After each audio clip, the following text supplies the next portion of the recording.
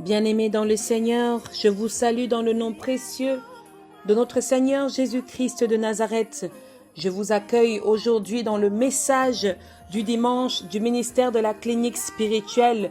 Je nous invite à célébrer le nom de l'Éternel, notre Dieu. Ensuite, nous partagerons la parole biblique de ce jour. Et après cela, nous prierons pour cette merveilleuse semaine qui se dresse devant nous. Amen.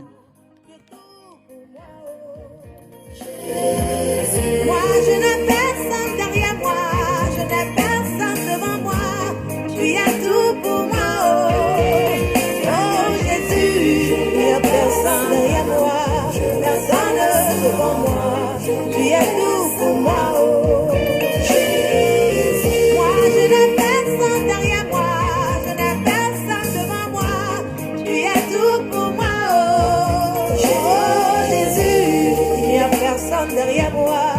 Personne devant moi, tu as tout pour moi, oh Jésus. À cause de problème, tu pleures, jour et nuit. C'est tellement difficile que tu pleures, jour et nuit.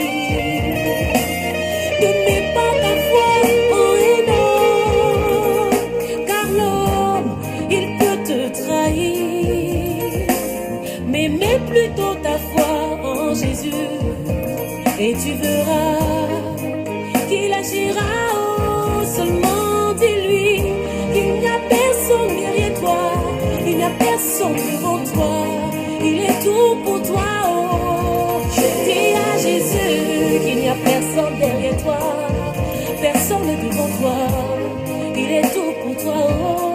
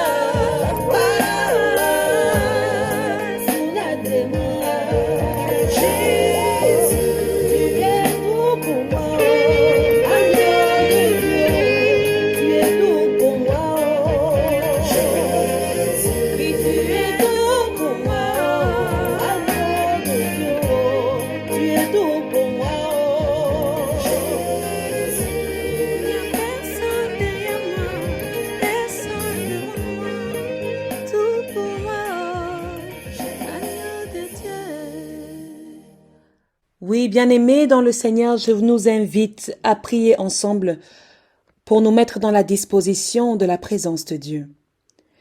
Seigneur notre Dieu, nous te rendons des actions de grâce, nous te bénissons, parce que tu nous rassembles une fois de plus autour de ta parole.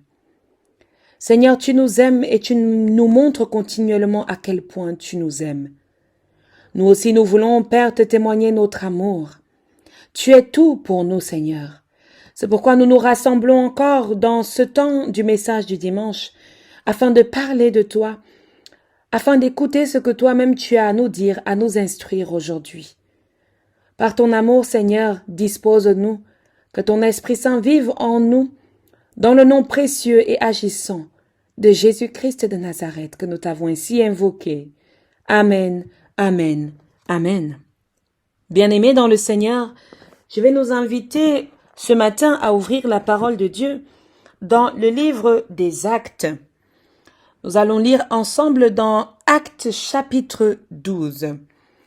Actes chapitre 12, nous allons partager du 1er au 8e verset. Actes chapitre 12, du 1er au 8e verset. Je vais lire dans la version de Louis II, qui est la mienne. Je lis au nom du Père, du Fils et du Saint-Esprit. Vers le même temps, le roi Hérode se mit à maltraiter quelques membres de l'Église. Il fit mourir par l'épée Jacques, frère de Jean. En voyant que cela était agréable aux Juifs, il fit encore arrêter Pierre. C'était pendant les jours des pains sans levain. Après l'avoir saisi et jeté en prison, il le mit sous la garde de 4 escouades, de 4 soldats chacune, avec l'intention de le faire comparaître devant le peuple après la Pâque. Pierre donc était gardé dans la prison, et l'Église ne cessait d'adresser pour lui des prières à Dieu. La nuit qui précéda le jour où Hérode allait le faire comparaître, Pierre, lié de 2 chaînes, dormait entre 2 soldats. Et des sentinelles devant la porte gardaient la prison. Et voici un ange du Seigneur survint, et une lumière brilla dans la prison. L'ange réveilla Pierre en le frappant au côté et en disant « Lève-toi promptement ». Les chaînes tombèrent de ses mains. Et l'ange lui dit « Mets ta ceinture et tes sandales ». Et il fit ainsi. L'ange lui dit encore « Enveloppe-toi de ton manteau et suis-moi ». Parole du Seigneur, nous rendons grâce à Dieu. Bien-aimés dans le Seigneur, dans cette période où nous sommes dans le carême, dans la préparation, dans l'attente, dans la période du pain sans levain, comme l'a dit notre texte, l'Esprit du Seigneur m'a conduit dans ce livre des Actes pour que, dans nos différents états, nous puissions nous disposer à accueillir cet événement qui est le nôtre, de notre manière, avec notre cœur et surtout notre relation avec Dieu. Dans ce temps de la Pâque, il se passe donc une chose particulière. Particulière comme tu peux toi aussi être en train de vivre aujourd'hui. Peut-être que toi aussi tu te dis, bon sang, je suis dans le carême, mais je ne comprends pas ce qui m'arrive. Je suis dans la prière, je sers Dieu, mais je ne comprends pas ce qui m'arrive. Je suis en prison, emprisonné par mes soucis, par les factures. Pourtant, moi, Pierre, ou ton nom, je suis malmené. On nous dit ici dans le texte, à partir des premiers versets, que c'était une période où le roi Hérode se mit à maltraiter des membres de l'Église. Je pense tous ceux qui avaient confessé Jésus-Christ, tous ceux qui étaient devenus chrétiens pratiquants, eh bien, Hérode les avait dans sa cible. Il se mit donc à les maltraiter, la Bible nous dit. Il a fait mourir Jacques, le frère de Jean. Et voici maintenant qu'il s'attaque à Pierre. Il a fait arrêter Pierre et il l'a mis en prison dans une période de la Pâque. Et il attendait en fait, après cette période, pour que la sentence soit déposée contre Pierre. Bien-aimé dans le Seigneur, je ne sais pas dans quelle situation complexe peux-tu te trouver aujourd'hui, ou je ne sais pas dans quel dilemme tu peux te trouver aujourd'hui, toi qui cherches Dieu, toi qui suis Dieu, toi qui sers ton Dieu. Mais sache qu'il y en a un qui a vécu une situation bien étrange, juste à la veille de la Pâque. C'est Pierre. Alors, il a été mis en prison, entouré par des gardes, de plusieurs gardes. J'aime ce qui va se passer et surtout ce que je voulais partager avec vous dans la permission de Dieu. Lorsque Pierre est donc affalé en prison, que fait l'Église? L'Église prie. J'aime ce verset 5 où il est marqué « L'Église ne cessait d'adresser pour lui des prières à Dieu. » Bien-aimés dans le Seigneur, nous devons, nous qui constituons l'Église, nous qui constituons le corps du Christ, apprendre à prier pour ceux qui sont emprisonnés injustement. Apprendre à adresser des prières à Dieu, même pour ce qui ne nous concerne pas, pour ce qui n'est pas notre priorité, savoir penser à son frère, savoir penser à sa sœur.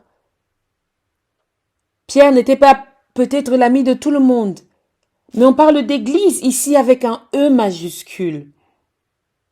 C'est qu'il y avait une communauté derrière lui. Est-ce qu'il y a une communauté derrière toi? Est-ce que tu te sens faire partie d'un groupe qui est capable de prier pour toi? Est-ce que tu te sens de faire partie d'une famille de personnes qui sont en mesure d'intercéder pour toi, d'intercéder pour ton mariage, d'intercéder pour ta préparation, d'intercéder quand tu es emprisonné, quand tu es dans la dépression, quand tu es malade? Y a-t-il ce type de personnes autour de toi? Regarde et retourne-toi et dis-moi si tu les vois. À nous qui aimons bien nous asseoir et attendre que les autres prient pour nous, dans le passage aujourd'hui, c'est important que nous puissions prier pour Pierre, pour ton prochain donc, pour celle qui est près de toi, celui qui est près de toi également, tes enfants, dans leur but, dans leur vie, dans leur projet. Alléluia. Alors il va se passer quelque chose dans la nuit, quelque chose que je veux appeler à l'existence pour toi. Et voici, je suis au verset 7, un ange du Seigneur survint et une lumière brilla dans la prison. Quelle est ta prison aujourd'hui? Dans ce temps du Ramadan, dans ce temps du carême, dans ce temps de l'attente, de la préparation, de la fête du pain sans levain. Quelle est ta prison? Qu'elle soit psychologique, qu'elle soit financière, qu'elle soit d'ordre sentimental. Es-tu emprisonné? Si tu es emprisonné, Seigneur, je souhaite aujourd'hui prier pour cette personne et que ton ange descende dans la prison de sa vie.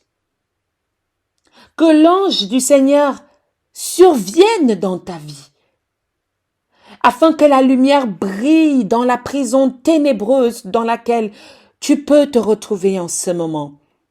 Que la lumière brille et remplisse cet appartement. Que le désespoir quitte ta vie pour que l'espoir entre. Que le malheur ne soit plus afin que le bonheur soit. Que les ténèbres disparaissent afin que vienne la lumière.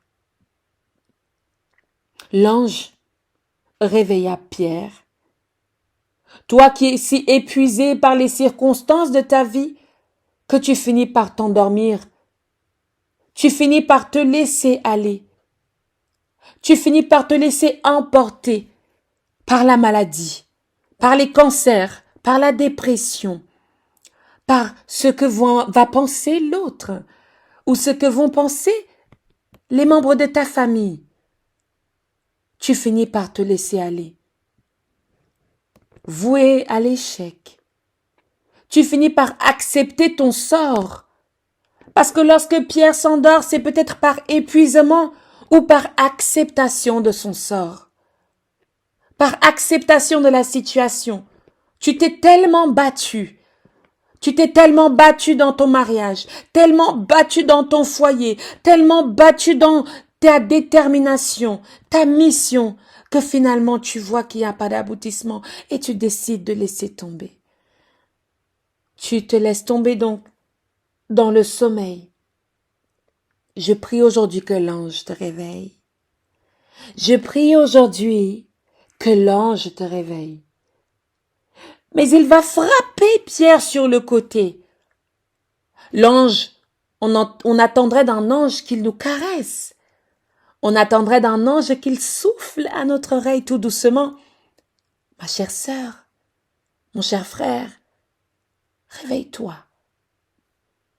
Mais on entend également que lorsque Dieu parle, il y a une voix qui retentit. Donc lorsque l'ange vient te réveiller, il y a une puissance qui se dégage. Et parfois parce que tu es tellement endormi par la maladie, endormi par les sentiments, endormi par c'est mon mari, je le veux, tu es aveuglé, tu es endormi par quelque chose que Dieu ne t'a pas destiné, mais quelque chose que toi et ta chair, vous y accrochez, que l'ange est obligé de frapper Pierre pour qu'il se réveille. Permettez-moi cette interprétation, bien-aimés dans le Seigneur. On ne frappe que pour faire réveiller quelqu'un qui a perdu la boule. Lorsque une personne tombe dans les pommes, nous pouvons le voir dans certains films, on le gifle. Hop, réveille-toi. Et la personne se réveille en sursaut. Parce que parfois le choc nous ramène. Et c'est ce choc que Pierre avait besoin. Parce que tellement épuisé, tellement fatigué, tout comme toi peut-être aujourd'hui, comme certains autour de nous aujourd'hui. Parfois c'est nécessaire. Et l'ange, frappant Pierre, Pierre s'est réveillé. L'ange a dit à Pierre, lève-toi promptement.